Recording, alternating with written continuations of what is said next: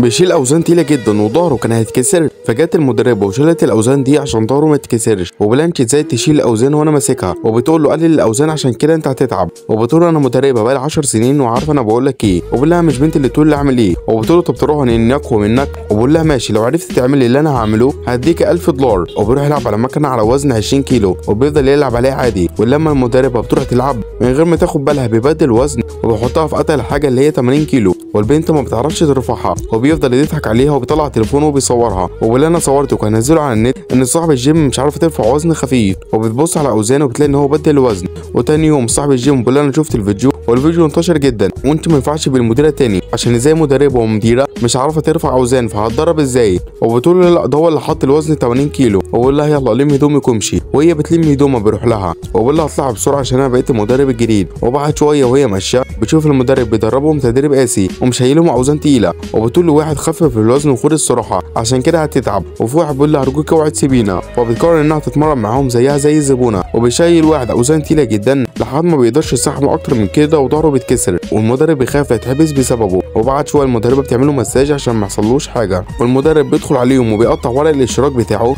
وبيقول لها خلاص هو كده اتكسر بره الجيم. وبتقول له انت مجنون انت بتعمل ايه؟ وبيقول لها مش احسن ما تحبس. وبتقول له انت شخص مش كويس. وبيضحك وبيقول مطرود زي كتكوته. وصاحب الجيم بيقول له لا هي مش كتكوته. وبيقول له انت مطرود. وبيقول له ما تفهمش غلط. وبيقول له انا فهمت كل حاجه. ويطلع ان هو كان بيصوره وهو بيحاول يهرب. بيقول له اطلع بسرعه عشان البوليس مستنيك بره.